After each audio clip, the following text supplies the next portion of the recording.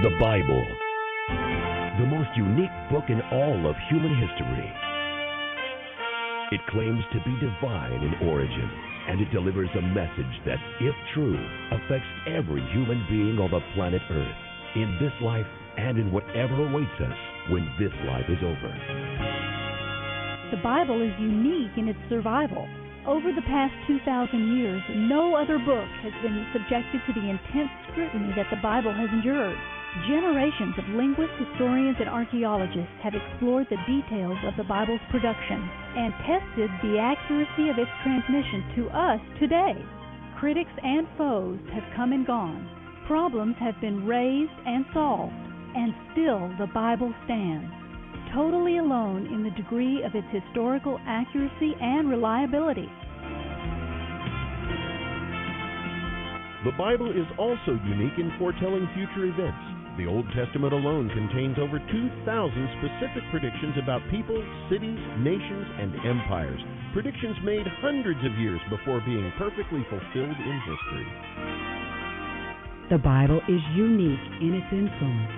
It's been called the fountainhead of Western civilization and is by far the most quoted text in America's founding documents. Millions of men, women, and children from every station and walk of life have felt the liberating, redeeming power of this book of books, and their changed lives have changed the world and the course of history. The Bible Live with Soapy Dollar is your opportunity to hear this unique book, the entire Bible, every year. Now, here's the host of the Bible Live, Soapy Dollar. And here we are. Thank you, Kevin Bell.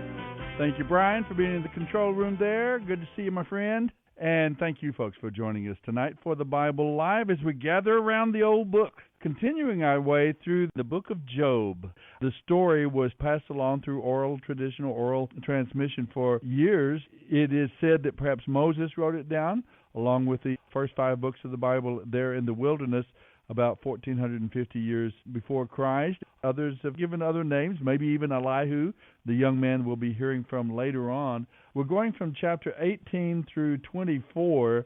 We're going to hear from all 3 of Job's friends, Bildad, Zophar, and Eliphaz. These men were there to console their friend Job in his difficulties, and yet since he won't say, this is because of my sin, it's become a confrontation instead of them consoling him in his pain and his grief. We'll be able to hear their arguments tonight, and we'll be able to hear Job respond to each one of them.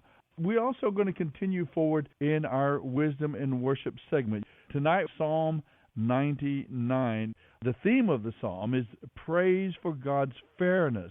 God is just and fair in all his ways. There is no bias, there's no partisanship, and he is holy, morally pure, and totally set apart. Because he is perfectly just and fair, you and I can trust him completely, without reserve, that he indeed will take us, and someday he will make all things right. Psalm 99. The Lord is king. Let the nations tremble. He sits on his throne between the cherubim. Let the whole earth quake. The Lord sits in majesty in Jerusalem, supreme above all the nations. Let them praise your great and awesome name. Your name is holy. Mighty King, lover of justice, you have established fairness. You have acted with justice and righteousness throughout Israel. Exalt the Lord our God. Bow low before his feet, for he is holy. Moses and Aaron were among his priests. Samuel also called on his name. They cried to the Lord for help, and he answered them. He spoke to them from the pillar of cloud, and they followed the decrees and principles he gave them. O Lord our God, you answered them. You were a forgiving God, but you punished them when they went wrong. Exalt the Lord our God and worship at his holy mountain in Jerusalem, for the Lord our God is holy. End of reading Psalm 99. I'm coming back to the heart of worship, and it's all about you, it's all about you, Jesus. This is the Bible Live with Soapy Dollar. Think I made it when it's all about you.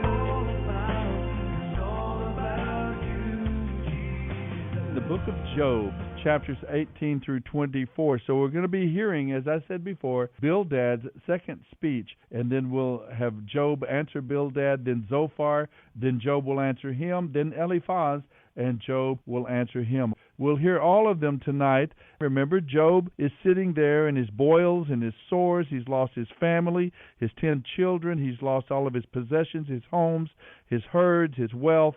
And his 3 friends are there to comfort him, but it has turned into a conflict as they are accusing him and saying that all suffering must be because of sin in his life.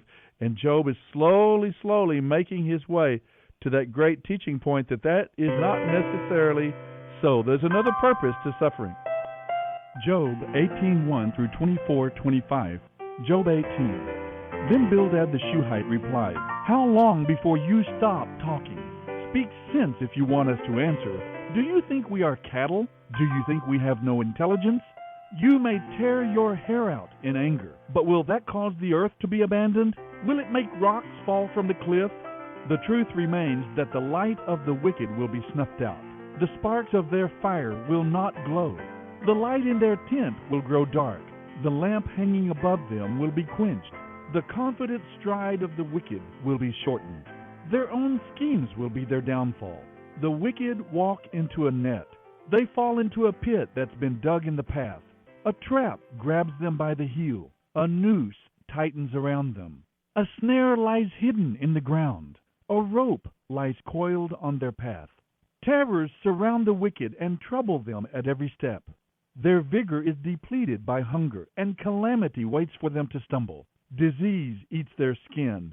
Death devours their limbs. They are torn from the security of their tent, and they are brought down to the king of terrors. The home of the wicked will disappear beneath a fiery barrage of burning sulfur. Their roots will dry up, and their branches will wither. All memory of their existence will perish from the earth. No one will remember them. They will be thrust from light into darkness, driven from the world. They will have neither children nor grandchildren nor any survivor in their home country. People in the West are appalled at their fate. People in the East are horrified. They will say this was the home of a wicked person, the place of one who rejected God. Job 19. Then Job spoke again. How long will you torture me? How long will you try to break me with your words? 10 times now you have meant to insult me.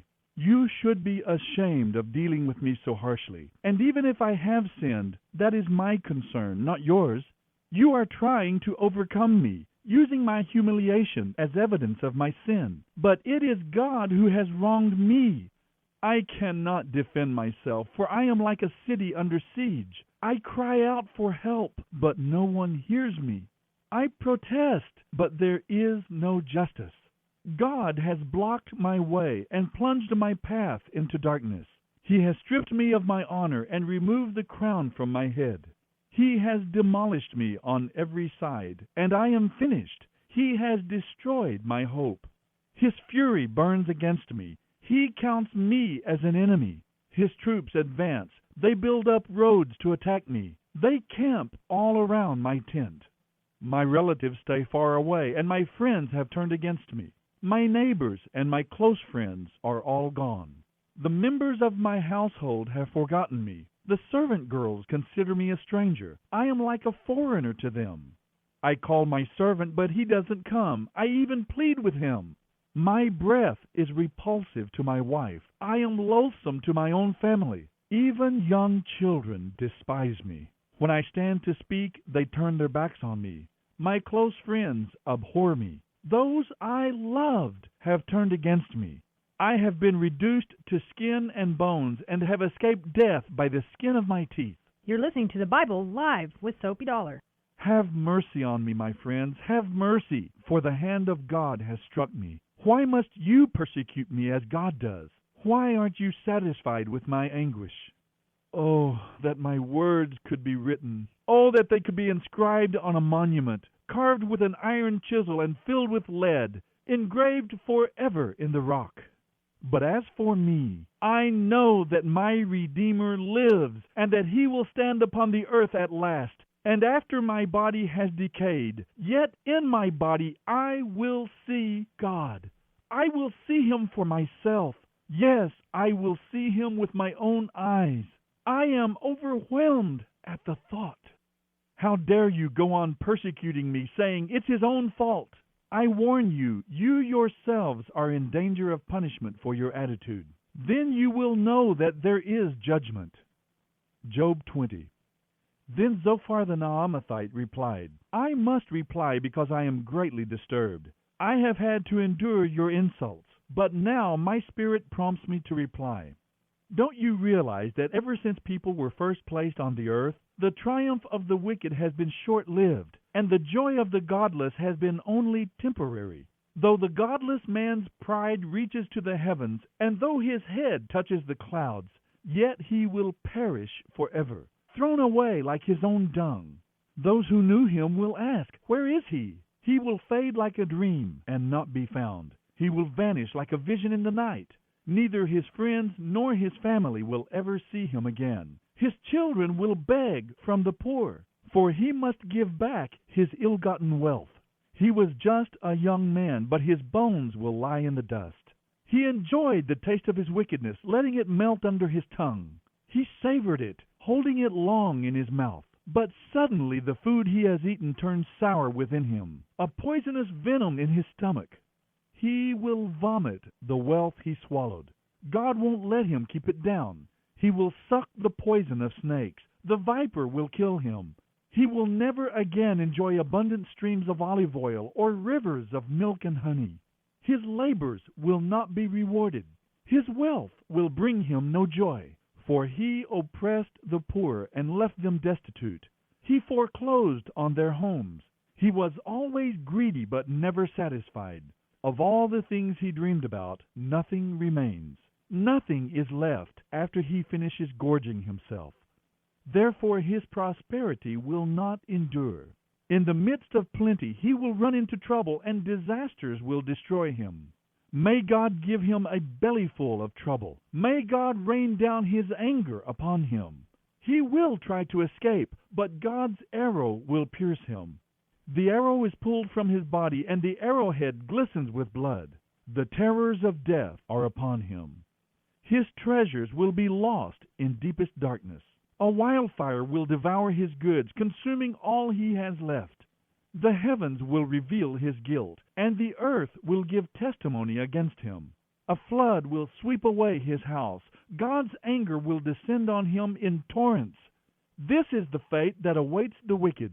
It is the inheritance decreed by God.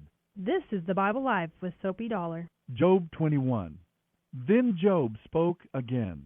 Listen closely to what I am saying. You can console me by listening to me. Bear with me and let me speak. After I have spoken, you may mock me. My complaint is with God, not with people. No wonder I'm so impatient. Look at me and be stunned. Put your hand over your mouth in shock. When I think about what I am saying, I shudder. My body trembles. The truth is that the wicked live to a good old age. They grow old and wealthy. They live to see their children grow to maturity, and they enjoy their grandchildren. Their homes are safe from every fear, and God does not punish them. Their bulls never fail to breed. Their cows bear calves without miscarriage. Their children skip about like lambs in a flock of sheep. They sing with tambourine and harp. They make merry to the sound of the flute.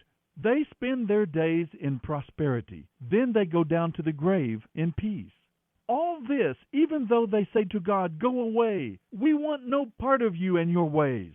Who is the Almighty, and why should we obey Him? What good will it do us if we pray? But their prosperity is not of their own doing, so I will have nothing to do with that kind of thinking.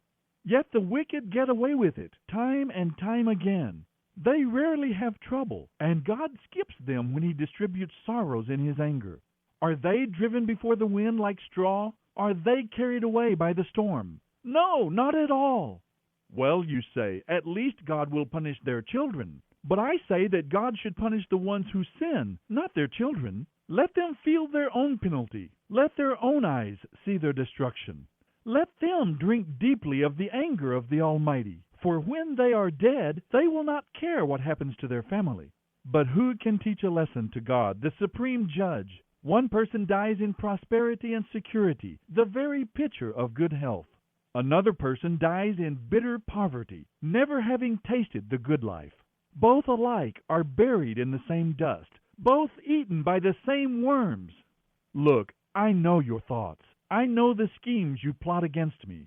You will tell me of rich and wicked people who came to disaster because of their sins. But I tell you to ask those who have been around, and they can tell you the truth.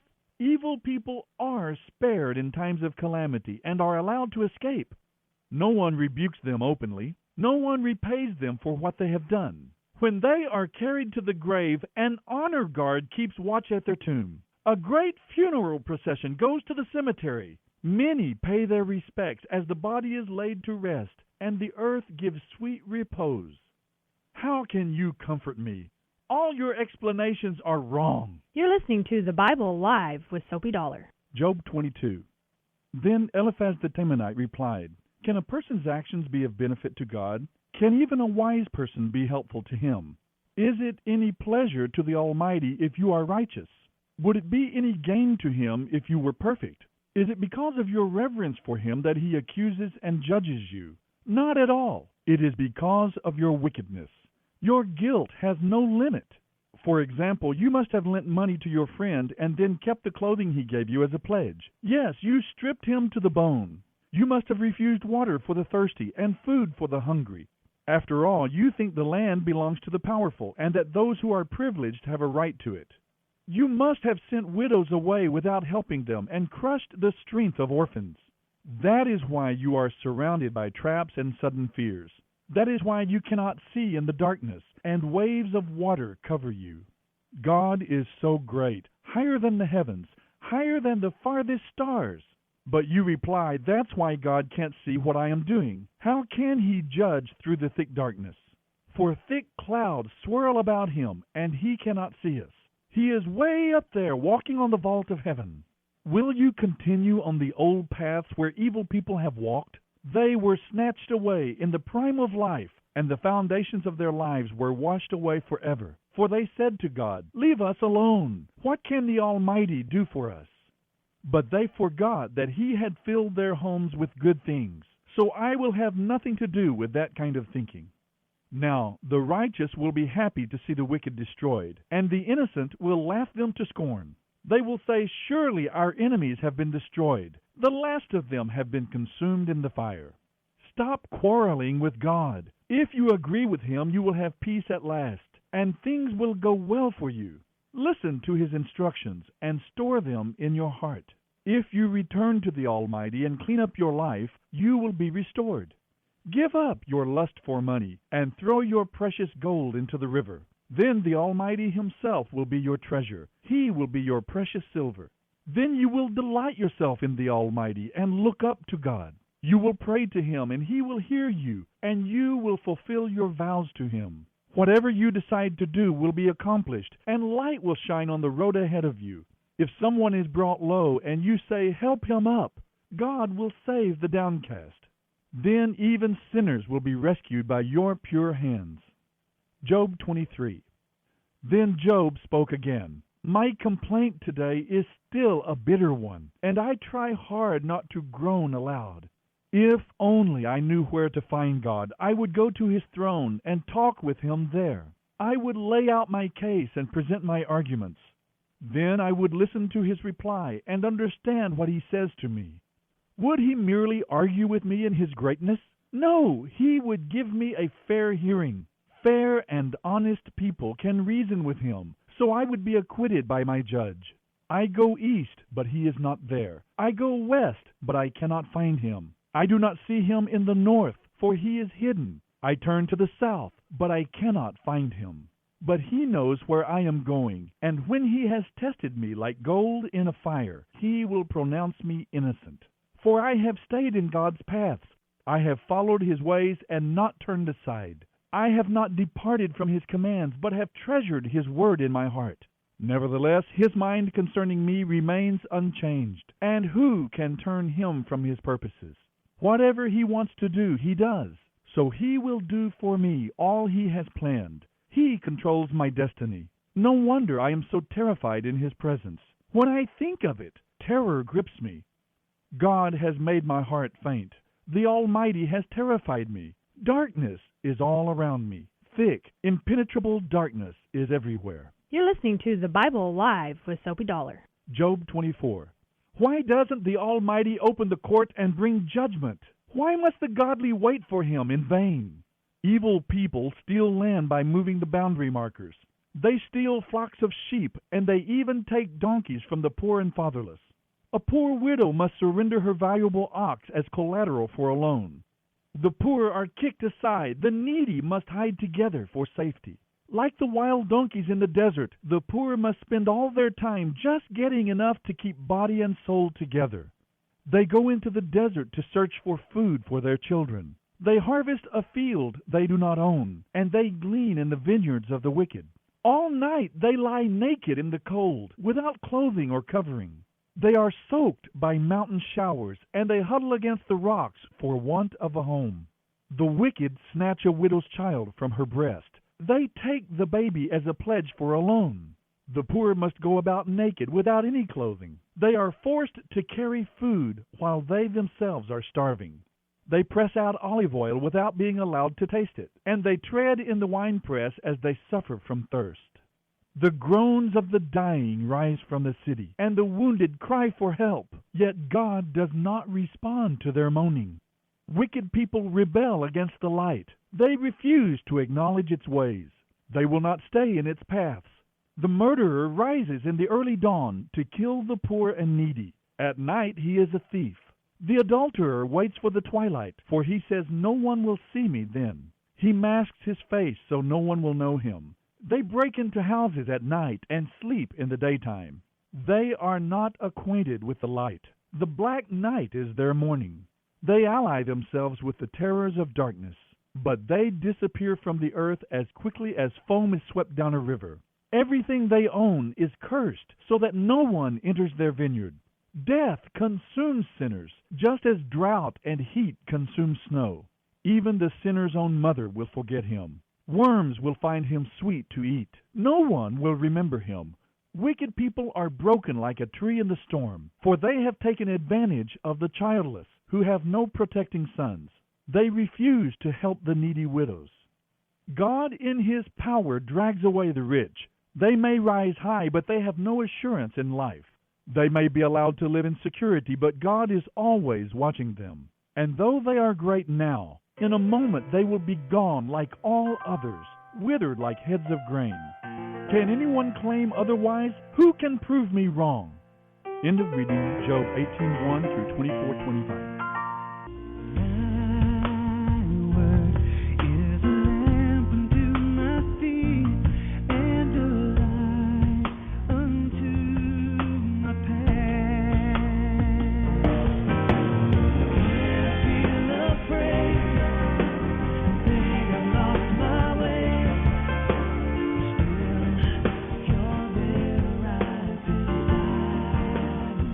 I think it's interesting the way the readings came out, that we got to hear all three of the friends, Bildad, Zophar, and Eliphaz, and then after each one of them, immediately to hear Job's response. We could start off with Bildad's response. This is his second response to Job. Bildad is making a very powerful point. There is some truth to what they say. Yes, evil and evil people will be ultimately judged and punished. Throughout the Scriptures, we are told clearly that there will be a judgment on wickedness and evil. Wickedness and evil will be judged and destroyed, and through grace, those who are repentant and turn from their sin and trust in Him, God forgives their sin and God is sanctifying our lives. We will be saved that judgment because of God's redemptive plan, because of the Savior, because of Jesus, the Messiah. But that doesn't all take place in this lifetime. All the time we are on planet Earth in these bodies, that is not the time of that judgment. That total, final, ultimate judgment will not happen until we go into eternity. The other point is that Job is not among them. Bildad is accusing that Job is among the wicked and the evil who are being punished and judged. and Job is not. We know that not only because of Job's declaration, but also we know the behind the story. That is true. Job is repentant, and he is a godly, righteous man living in God's grace and goodness. He is not an unrepentant sinner rebelling against God. And finally, not only is Job not among them, but suffering is not always a sure sign of sin or judgment. Job hits bottom in terms of his morale and his hope, but still he has this mighty proclamation in Job 19. I know that my Redeemer lives. My Redeemer, that's a Redeemer, one who purchases our salvation. He will stand upon the earth at last after my body has decayed, yet in my body I will see God. Job is still questioning why good people suffer, why wicked sometimes seem to prosper. Job brings that out in his argument with Zophar. Zophar says all evil people, bad things always happen to them. And Job said that's not true. Evil people often prosper, and good people do often suffer. Spiritually, those who rebel against God, they are always empty and shallow, just very temporary joys. It always brings sadness and despair. Sin robs and destroys, but not always in this life. Often wicked people do seem to prosper. They get elected president, they get power, they get wealth. Goodness, on the other hand, always brings deep inner joy, always is spiritually satisfying. Generally speaking, it also brings health and safety and stability and success. That is true from even the Proverbs, but not always. Good people suffer as well. Why is that true? Remember, this life is about harvest, not about judgment. Here is Soapy Dollar. Bum, bum, bum, ba-doom. Yes, indeedy. That's not a drum roll, is it? Hi, everybody.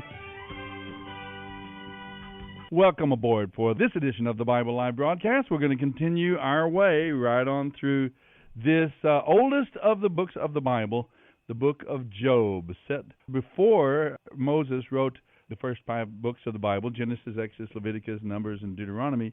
This probably took place early on in the time of the patriarchs, back in the time of Abraham, Isaac, and Jacob, long before the law had been established. So this is an old book, and it shows a man responding to what he knew of God from the witness of nature.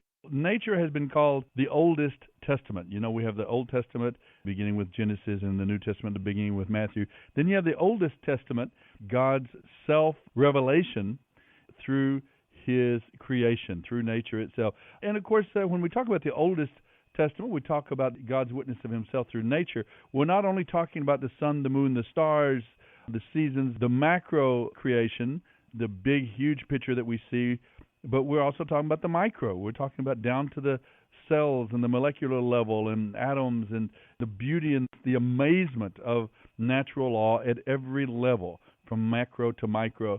But then also, beyond just that, we're talking about ourselves, about human beings, the wonder that we are. We are part of that witness of God. We are created in his image. And so, therefore, what Job had to work on was, of course, what he saw out in nature, but also he looked at his own life and his own longings and his aspirations for immortality, for example. If a man dies, shall he live again? There's been this universal and constant longing for life beyond this life, a spiritual realm, a spiritual existence. And then, of course, there's also that idea of right and wrong, good and evil. That is also a part of God's revelation of himself. He also planted that in our hearts. All of those three are what we call general revelation.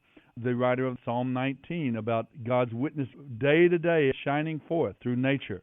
Psalm 8 is another psalm. Romans 1 and 2 talk about the witness of nature.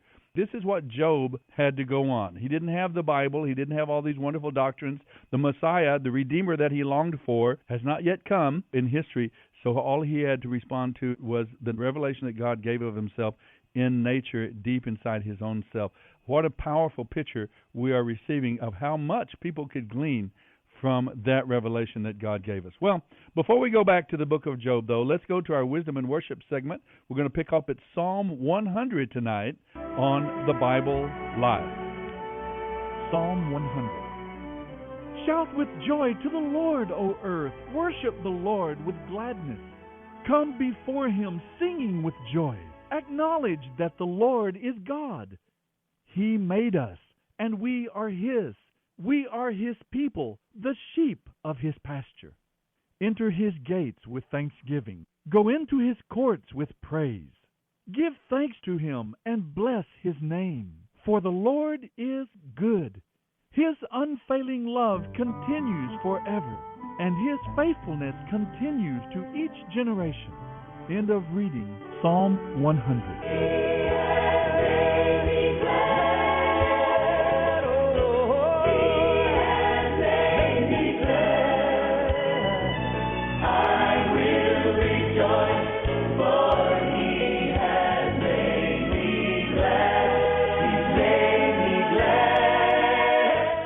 You're listening to the Bible Live with Soapy Dollar.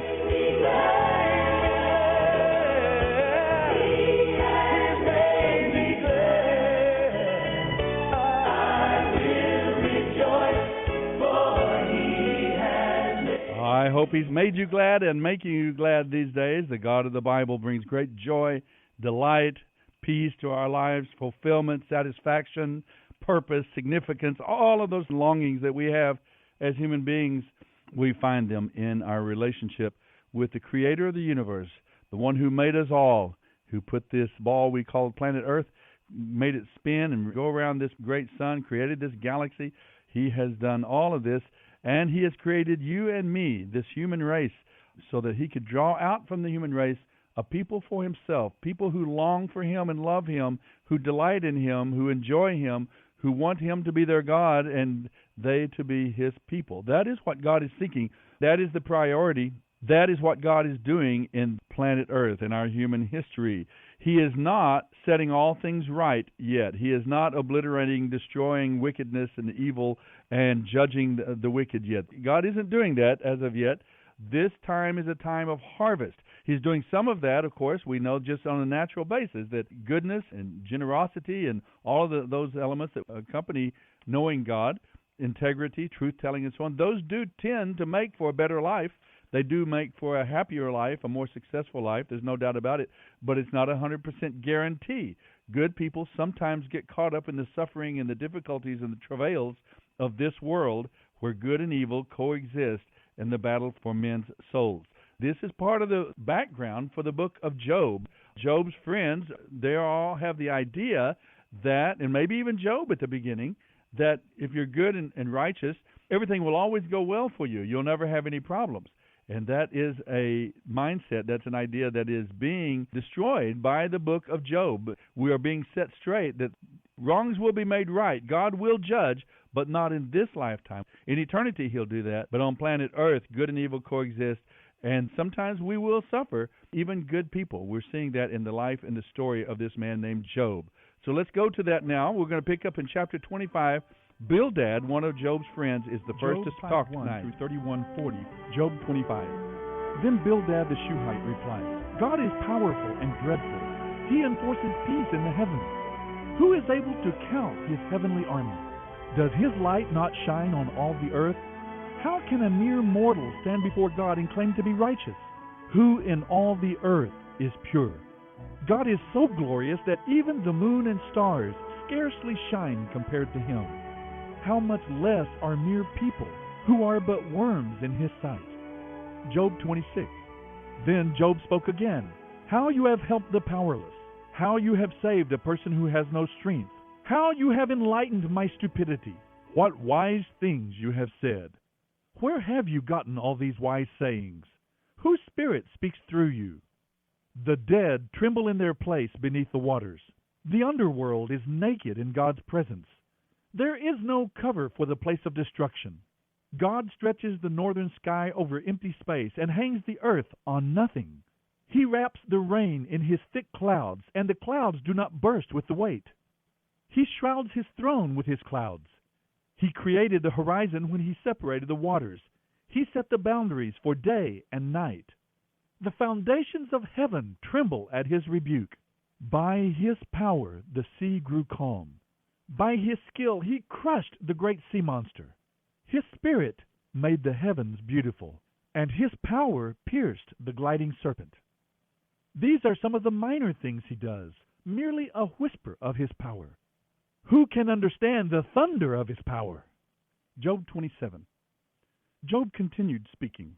I make this vow by the living God, who has taken away my rights, by the Almighty, who has embittered my soul. As long as I live, while I have breath from God, my lips will speak no evil, and my tongue will speak no lies. I will never concede that you are right. Until I die, I will defend my innocence. I will maintain my innocence without wavering. My conscience is clear for as long as I live. May my enemy be punished like the wicked, my adversary like evil men. For what hope do the godless have when God cuts them off and takes away their life? Will God listen to their cry when trouble comes upon them? Can they take delight in the Almighty? Can they call to God at any time? I will teach you about God's power. I will not conceal anything that concerns the Almighty. But I don't need to, for you yourselves have seen all this.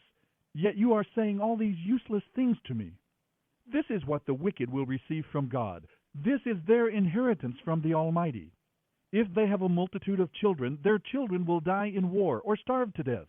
Those who survive will be brought down to the grave by a plague, with no one to mourn them, not even their wives. Evil people may have all the money in the world, and they may store away mounds of clothing, but the righteous will wear that clothing, and the innocent will divide all that money. The houses built by the wicked are as fragile as a spider web, as flimsy as a shelter made of branches. The wicked go to bed rich, but wake up to find that all their wealth is gone. Terror overwhelms them, and they are blown away in the storms of the night. The east wind carries them away, and they are gone.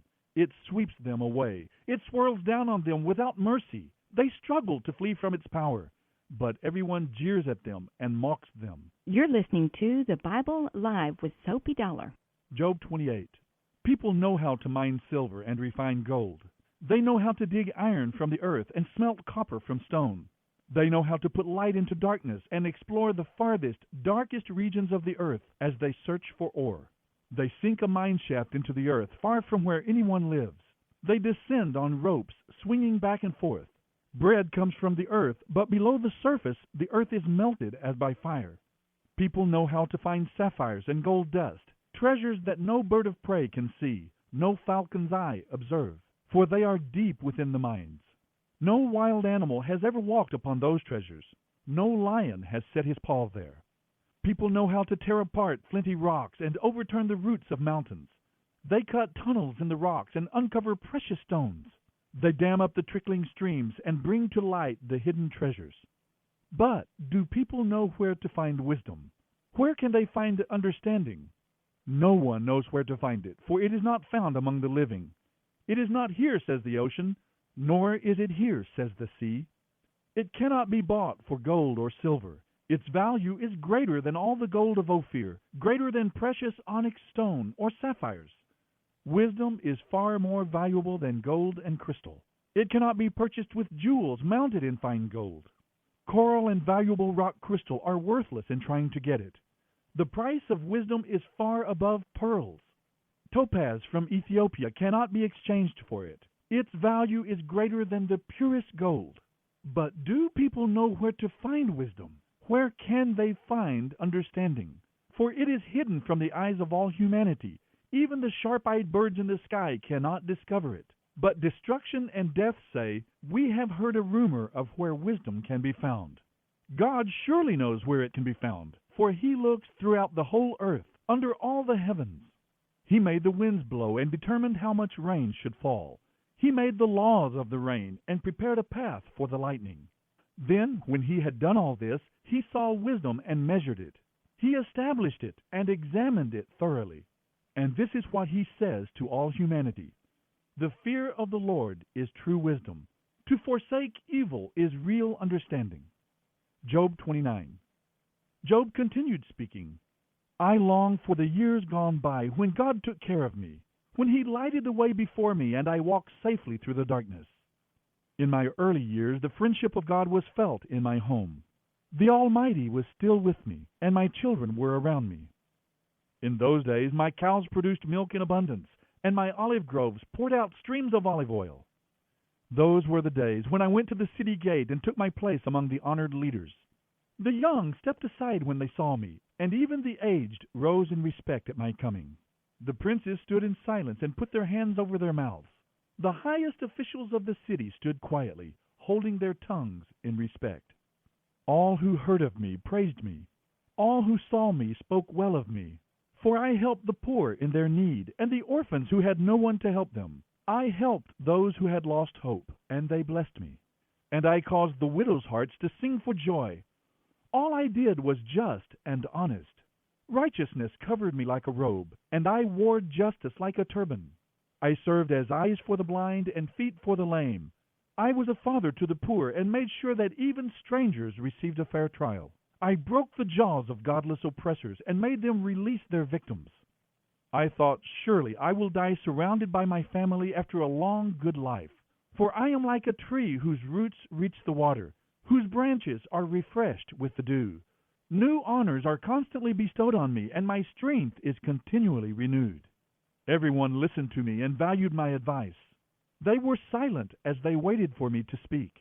And after I spoke, they had nothing to add, for my counsel satisfied them. They longed for me to speak as they longed for rain. They waited eagerly, for my words were as refreshing as the spring rain. When they were discouraged, I smiled at them. My look of approval was precious to them. I told them what they should do, and presided over them as their chief. I lived as a king among his troops, and as one who comforts those who mourn. You're listening to the Bible Live with Soapy Dollar. Job 30. But now I am mocked by those who are younger than I, by young men whose fathers are not worthy to run with my sheepdogs. A lot of good they are to me, those worn-out wretches. They are gaunt with hunger and flee to the deserts and the wastelands, desolate and gloomy. They eat coarse leaves and they burn the roots of shrubs for heat. They are driven from civilization, and people shout after them as if they were thieves. So now they live in frightening ravines and in caves and among the rocks. They sound like animals as they howl among the bushes. They huddle together for shelter beneath the nettles. They are nameless fools, outcasts of civilization. And now their sons mock me with their vulgar song. They taunt me. They despise me and won't come near me, except to spit in my face. For God has cut the cords of my tent. He has humbled me, so they have thrown off all restraint. These outcasts oppose me to my face. They send me sprawling. They lay traps in my path. They block my road and do everything they can to hasten my calamity, knowing full well that I have no one to help me. They come at me from all directions. They rush upon me when I am down. I live in terror now. They hold me in contempt, and my prosperity has vanished as a cloud before a strong wind. And now my heart is broken. Depression haunts my days. My weary nights are filled with pain, as though something were relentlessly gnawing at my bones. With a strong hand, God grabs my garment. He grips me by the collar of my tunic. He has thrown me into the mud. I have become as dust and ashes. I cry to you, O God, but you don't answer me. I stand before you, and you don't bother to look. You have become cruel toward me. You persecute me with your great power. You throw me into the whirlwind and destroy me in the storm. And I know that you are sending me to my death, the destination of all who live. Surely no one would turn against the needy when they cry for help. Did I not weep for those in trouble? Was I not deeply grieved for the needy? So I looked for good, but evil came instead. I waited for the light, but darkness fell. My heart is troubled and restless. Days of affliction have come upon me. I walk in gloom without sunlight. I stand in the public square and cry for help.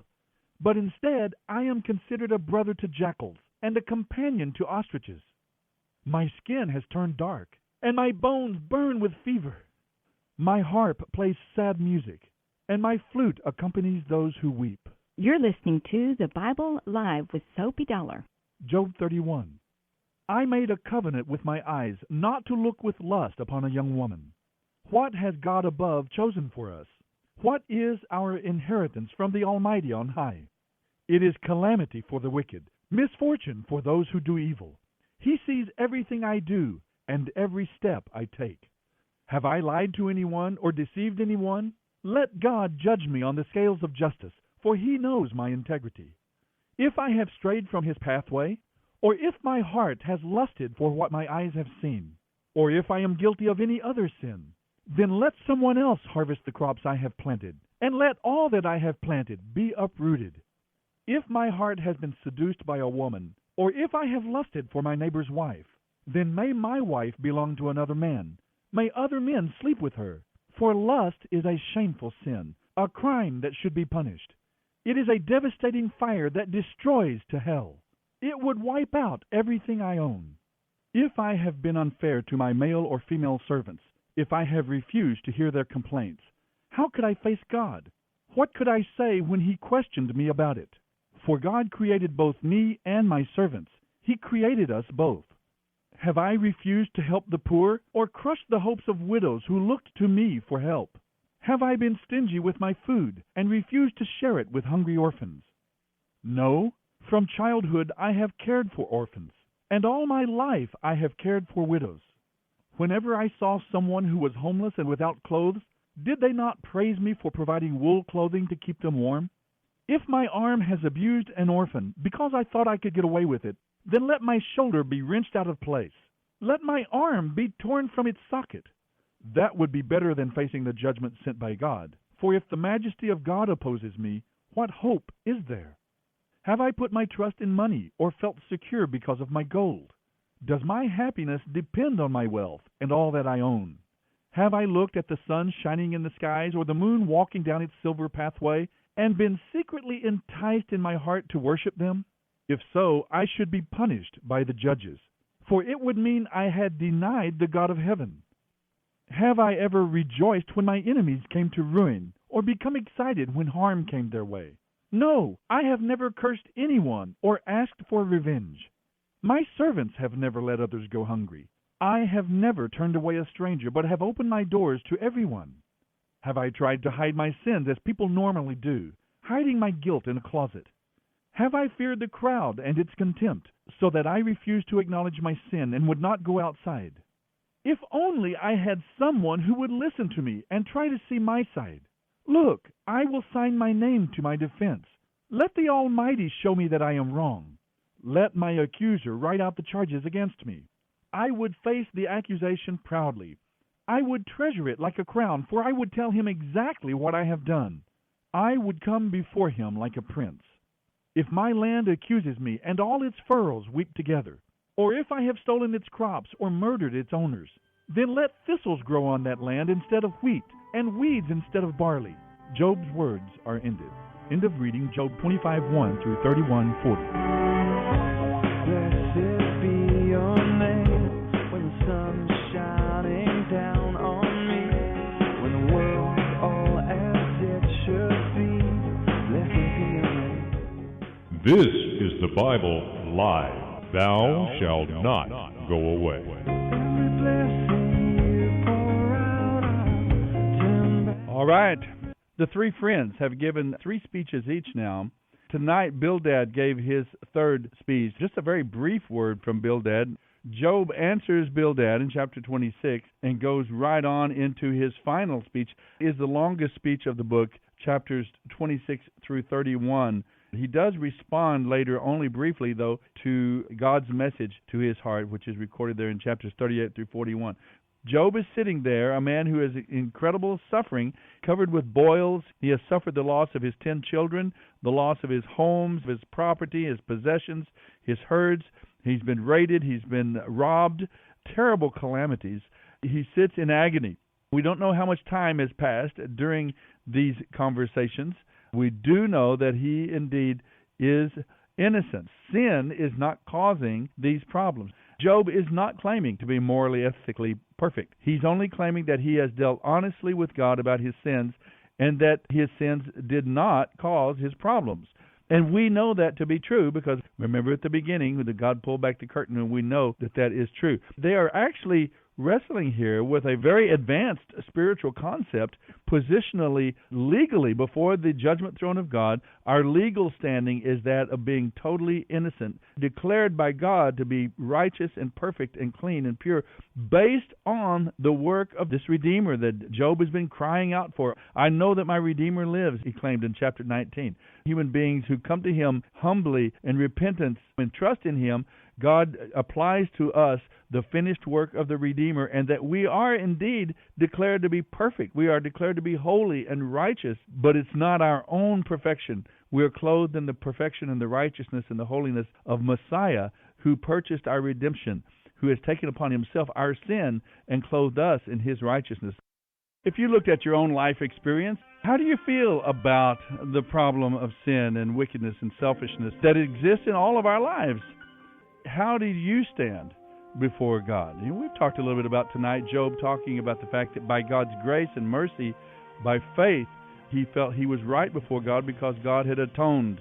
God had forgiven his sin. Do you have that certainty? Do you have that comfort of knowing that in spite of your sin and your unworthiness, that God, by his work of redemption, carried out through Jesus the Messiah, that you are willing to receive his forgiveness, his cleansing, so that you can be positionally, legally right before God, part of the people of God, the family of God, and have the assurance that he's working in your life to bring that goodness and that righteousness into your daily experience. That's called salvation.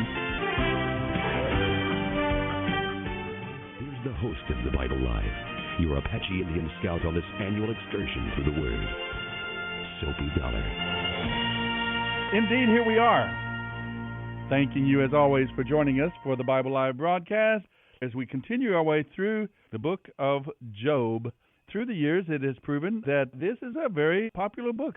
A lot of folks identify with the experience that Job went through. Death, loss, and sadness, no doubt about it, is a part of the human experience. Right this week, we're mourning the loss of a dear, dear friend, wife, mother, a friend of our families, has gone on to be with the Lord, a godly woman, beautiful in every way, serving the community, serving the needy. Reminds me of that Proverb 31 woman of God.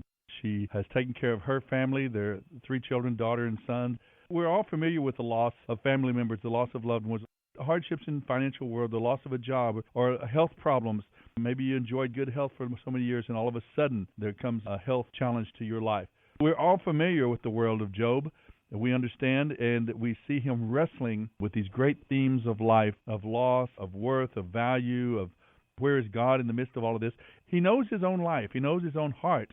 There is nothing to blame within him. Not that he's achieved sinless perfection, but that he knows that his heart is right with God, and that this hardship that he's facing is not coming from sin in his life. But they're wrestling with this idea of where does pain and suffering fit into the human experience? Why is it there? How could a loving God allow good people to suffer? Questions that we're all familiar with.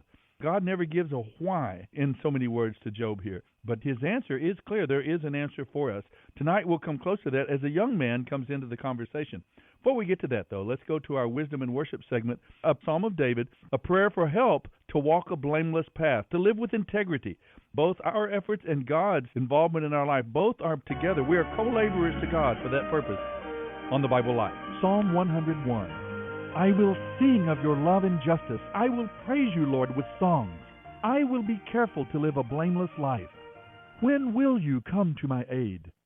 I will lead a life of integrity in my own home. I will refuse to look at anything vile and vulgar. I hate all crooked dealings. I will have nothing to do with them. I will reject perverse ideas and stay away from every evil. I will not tolerate people who slander their neighbors.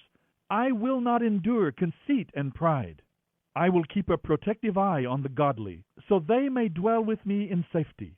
Only those who are above reproach will be allowed to serve me. I will not allow deceivers to serve me, and liars will not be allowed to enter my presence. My daily task will be to ferret out criminals and free the city of the Lord from their grip.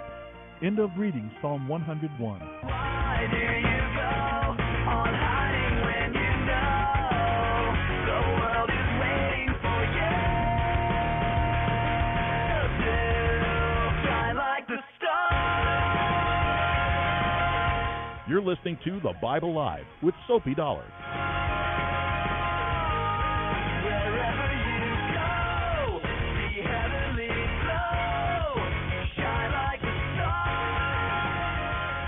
All right, shine like the stars. That's what we're called to do. Because of our faith, our trust in our great and good God, the true and living God of the universe, the God of the Scriptures. Tonight, the three friends have given it their best shot. We have heard from Eliphaz, Bildad, and Zophar. We've heard from each of these three friends 3 different times. Job has answered them and given a very long, extensive final answer. Now, tonight, a young man answers. We could call this Youth Night on the Bible Live. Elihu, or however you want to pronounce it, rebukes his 3 older friends for being unable to give Job a reasonable answer for why he is suffering. That's the question that's been bothering everybody. Remember, this is long before the Bible. They did not have the Bible. They did not even have the Mosaic Law at this time. So all they have to go on is what they see in nature, general revelation. Now, this man, Elihu, doesn't like the other answers, but he himself gives only a partial answer to Job's question, saying that we cannot understand all that God allows. We just simply must trust him. This is the best answer that a human can give, particularly at that time, yet it was incomplete. Often the best human answers are incomplete because we don't have all the facts.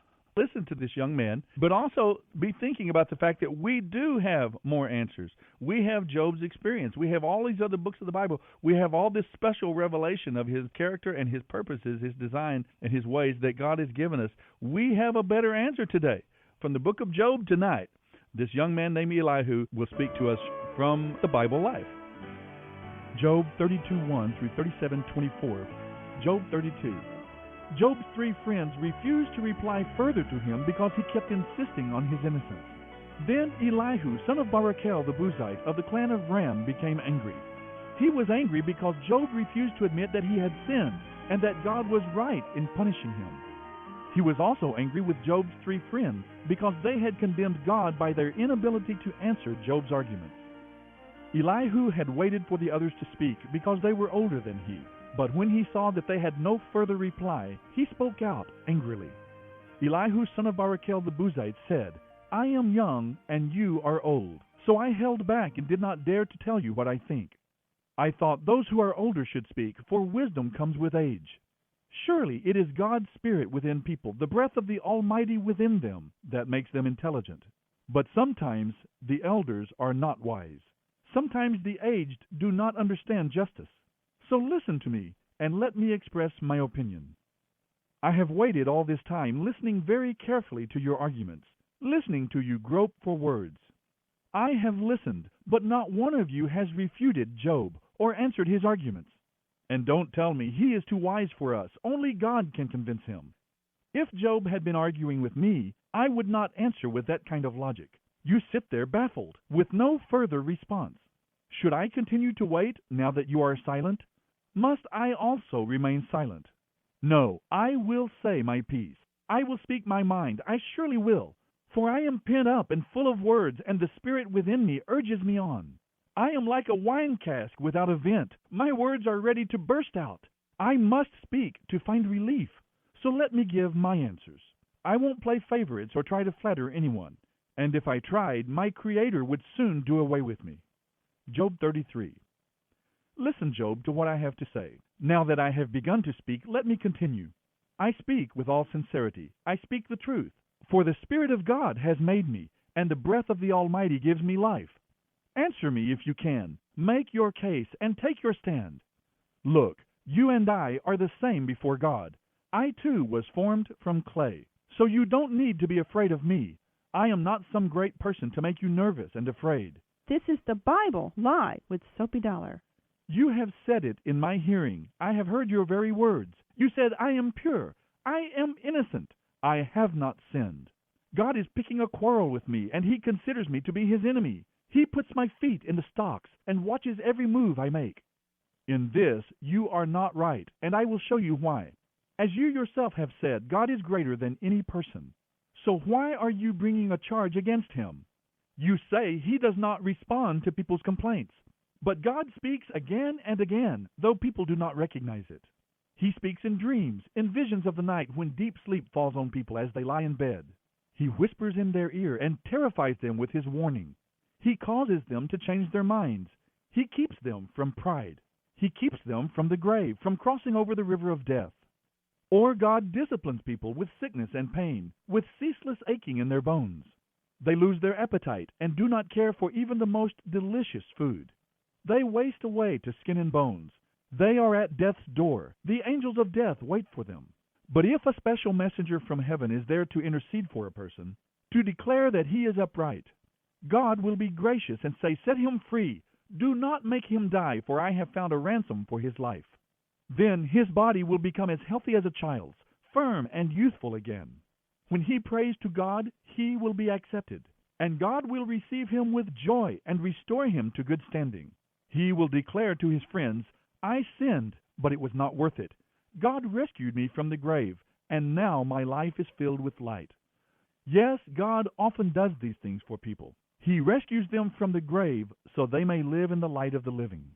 Mark this well, Job. Listen to me and let me say more. But if you have anything to say, go ahead. I want to hear it. For I am anxious to see you justified. But if not, then listen to me. Keep silent, and I will teach you wisdom. Job 34. Then Elihu said, "Listen to me, you wise men. Pay attention, you who have knowledge.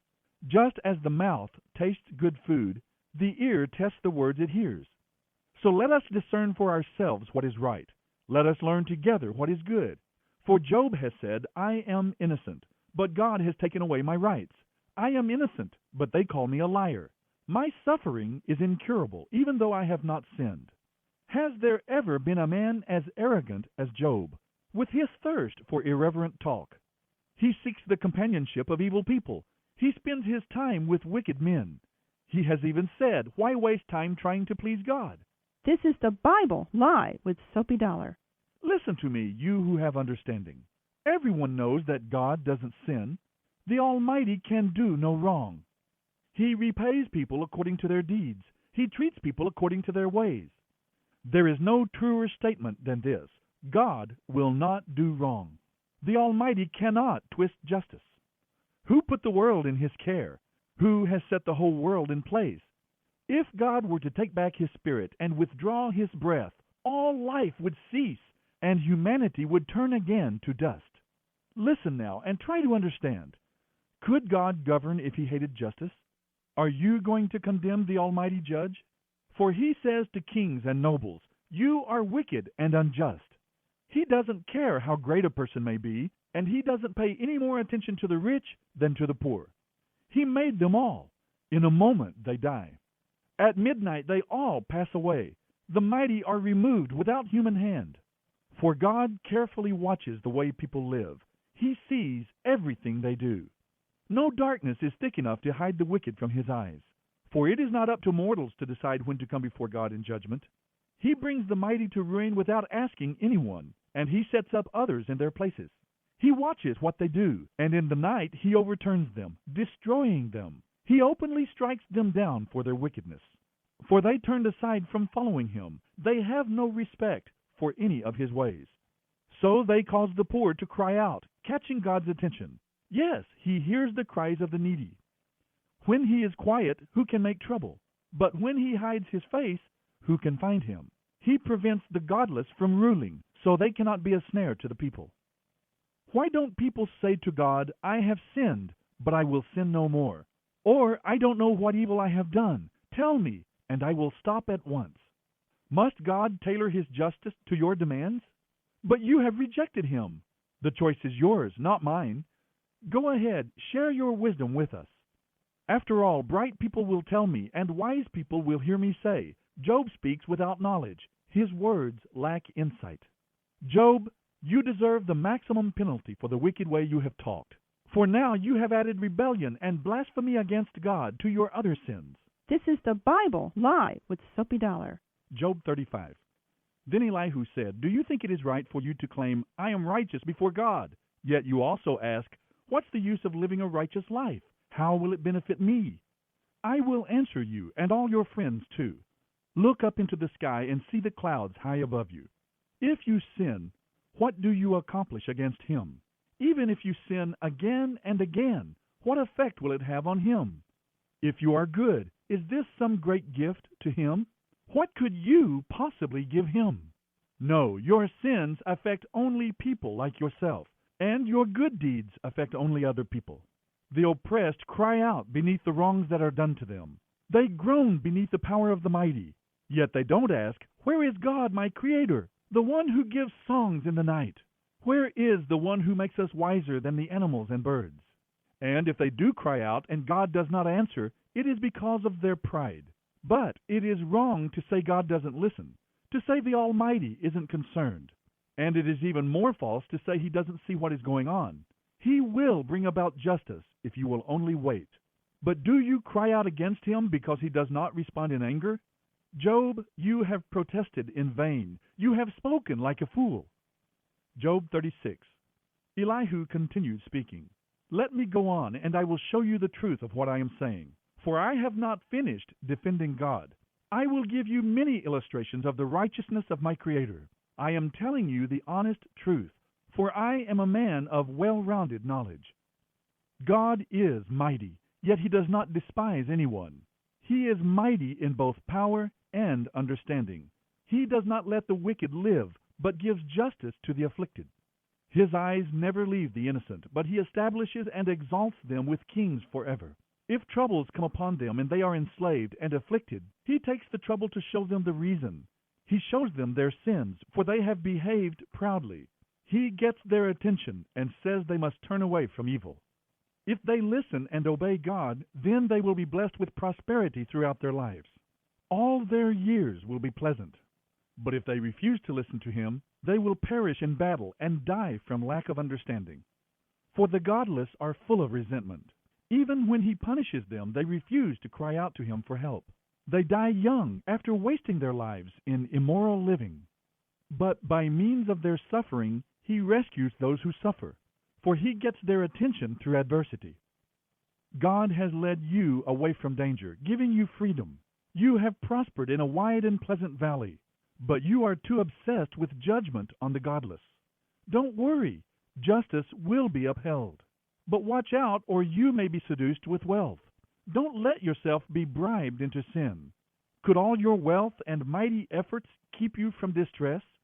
Do not long for the cover of night, for that is when people will be destroyed. Be on guard. Turn back from evil, for it was to prevent you from getting into a life of evil that God sent this suffering. Look, God is all-powerful. Who is a teacher like Him?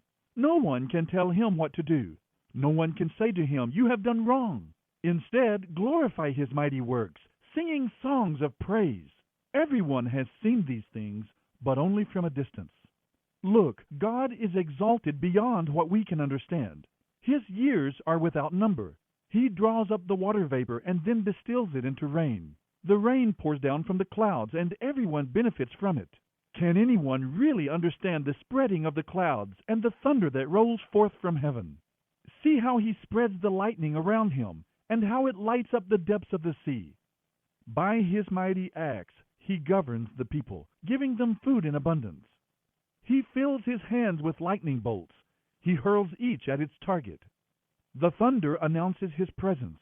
The storm announces His indignant anger. This is the Bible Live with Soapy Dollar. Job 37. My heart pounds as I think of this. It leaps within me. Listen carefully to the thunder of God's voice as it rolls from His mouth. It rolls across the heavens, and His lightning flashes out in every direction. Then comes the roaring of the thunder, the tremendous voice of His majesty. He does not restrain the thunder when He speaks. God's voice is glorious in the thunder. We cannot comprehend the greatness of His power. He directs the snow to fall on the earth and tells the rain to pour down.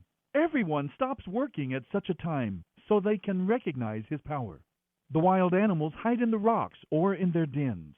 The stormy wind comes from its chamber, and the driving winds bring the cold. God's breath sends the ice, freezing wide expanses of water. He loads the clouds with moisture, and they flash with His lightning. The clouds turn around and around under His direction. They do whatever He commands throughout the earth. He causes things to happen on earth, either as a punishment or as a sign of His unfailing love. Listen, Job. Stop and consider the wonderful miracles of God. Do you know how God controls the storm and causes the lightning to flash forth from His clouds? Do you understand how He balances the clouds with wonderful perfection and skill? When you are sweltering in your clothes, and the south wind dies down, and everything is still, He makes the skies reflect the heat like a giant mirror. Can you do that? You think you know so much. So teach the rest of us what to say to God. We are too ignorant to make our own arguments. Should God be told that I want to speak? Can we speak when we are confused? We cannot look at the sun, for it shines brightly in the sky when the wind clears away the clouds. Golden splendor comes from the mountain of God. He is clothed in dazzling splendor. We cannot imagine the power of the Almighty, yet He is so just and merciful that He does not oppress us. No wonder people everywhere fear Him. People who are truly wise show Him reverence. End of reading Job 32:1 through 37:24.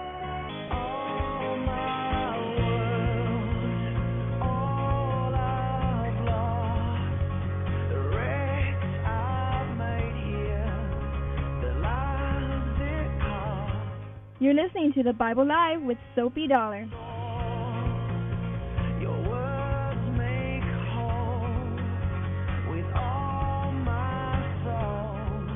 How did the young man do tonight in his arguments? He came in, spoke with the proper respect and deference to the older folk. At first I thought he was chiding them a bit. Look, he says, I'm young and you're old. Ha, ha, ha. But no, he wasn't doing that. He said, so I held back because you're older. Wisdom comes with age. So he shows the proper deference. Chapter 32 is given over to him, making the proper introduction, showing the proper respect. And then he gets into his argument in chapter 33. He says some really good things. But he does come back to the idea that if you're sinful, you're going to get punished and bad things are going to happen to you. And if you're good, good things are going to happen to you. So that leaves Job, that hangs him out to dry because bad things have happened to him. So that means automatically there must be unconfessed sin in his life. He must be unrepentant of some sin that God is trying to punish him for. And yet Job knows this isn't true. He just knows his own heart. He knows his own experience. That's not right. And of course, I have to keep reminding you of this. We know it too because we've looked behind the curtain. We know what's going on. But there is another factor, and that is the redemptive plan of God. God is calling out a people from every generation for Himself. None of these men, not Elihu or any of the others, are taking into consideration the idea that there could be other reasons that He allows pain and difficulty. One reason we have pain and suffering in our life is to answer this question: do you really love and desire God Himself and goodness, or are you just wanting comfort, the good things that come out of being that kind of person? The only way to find out for sure if that's true, if we really desire God, is suffering and difficulty and trial. That's one of the reasons that pain and suffering comes into our lives. But also it gives room for repentance, for change. Hardship or difficulty at one time in our life may be bringing around the opportunity for repentance, for changing of a heart. That's what salvation, the redemptive plan, is all about, giving time for men and women to repent of their sin and turn back to God. And then, of course, it's not even always just about us. God may do something in my life. He may cause pain and suffering and difficulty to come on my life, not because of anything I've done at all. Just look what happened to Jesus, the Son of God, the perfect human being, beaten and spat upon and disrespected and ultimately murdered, killed unjustly. So God may bring evil in my life and difficulty so that others might be looking on my life experience. And when they see the grace, strength, and the courage with which I'm able to receive that and even bless the Lord in the midst of that, that may bring the thing that brings them to repentance, transform their lives, and brings them into the family of God. And, of course, it always brings glory to God. When sin abounds, remember Paul said, grace does much more abound. And so God is glorified when we take pain and suffering and difficulties in stride and with faith and with love and devotion and with courage. Don't worry, when God judges us, God knows everything, every idle thought, every idle word, and there will be no appeal to His judgment whatsoever. Our minds can't contain the wisdom and the information that it would take for that kind of judgment. Only the true and living God can do that. I like Elihu. I think he was in there giving it his best shot, giving it his best thoughts, and at the very least, he had a very high, exalted view of God. He would not release that high view of God. And that's what I would encourage you to do as you grow in your relationship with God, as you get to know God more and more and walk with Him and experience Him in your life. There's no doubt about it, we're going to have to struggle with certain aspects of God's character as it relates to our lives here on planet Earth and how God's truth interact. And we have the beauty of God's Word, and He gives us so much information. But the thing you never want to do is sacrifice the attributes or the character of God. Don't lower your view of God to make way for an explanation.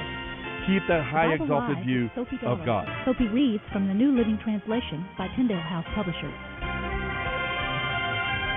The Bible Live is dedicated to helping promote spiritual revival across America, and your financial support is needed. Please mail your tax-deductible gift to the Bible Live, Post Office Box 18888. That's the Bible Live, P.O. Box 18888, San Antonio, Texas 78218. You may also make credit card donations at the ministry website, thebiblelive.com.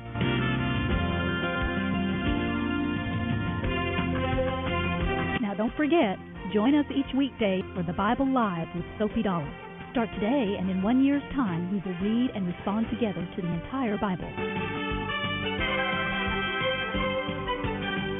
Let the most important word you hear each day be God's Word.